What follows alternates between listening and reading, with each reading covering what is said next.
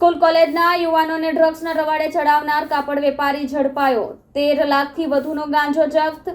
થાઈલેન્ડથી hybrid ગાંજો મંગાવી સુરતમાં વેચતો ફોનમાંથી યુવાઓને ગ્રાહક લિસ્ટ મળી। થાઈલેન્ડથી પ્રતિબંધિત હાઇબ્રિડ ગાંજો મંગાવીને સુરતના યુવાનોને વેચવાના એક મોટા નેક્સસનો પર્દાફાશ થયો છે। અડાજણ પોલીસ સ્ટેશન વિસ્તારમાંથી એસઓજીએ આરોપી સૌરભ ચૌહાણને પ્રતિબંધિત હાઇબ્રિડ ગાંજાના જથ્થા સાથે ઝડપી પાડ્યો। એસઓજીની ટીમે બાતમીના આધારે અડાજણ હની પાર્ક રોડ ઉપર આવેલા સાંઈરામ રો હાઉસના ગેટ પાસે છટકું ગોઠવ્યું હતું। અહીંથી આરોપી સૌરભ નરેશભાઈ ચૌહાણને પકડી પાડવામાં આવ્યો। જપ્ત થયેલ ગાંજો વજન 374 ગ્રામ, જેની કિંમત 13,09,000 છે। ઝડપાયેલો આરોપી સૌરભ ચૌહાણ કાપડના વ્યવસાય સાથે પણ સંકળાયેલો છે।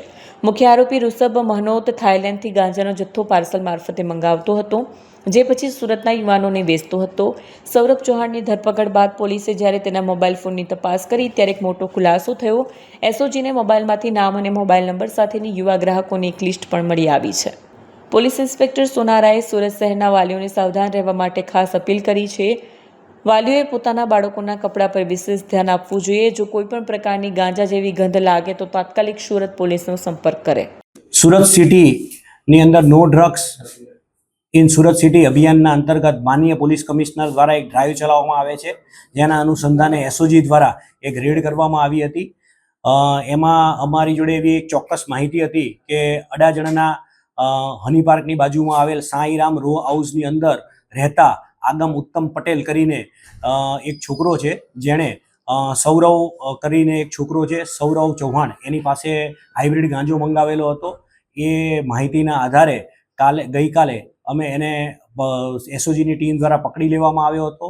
એની જોડેથી 374 ગ્રામ યાની કે 13,09,000નો મુદ્દામાલ, એક એક્સેસ મોબાઈલ ફોન, વજન કાંટો, આવું બધું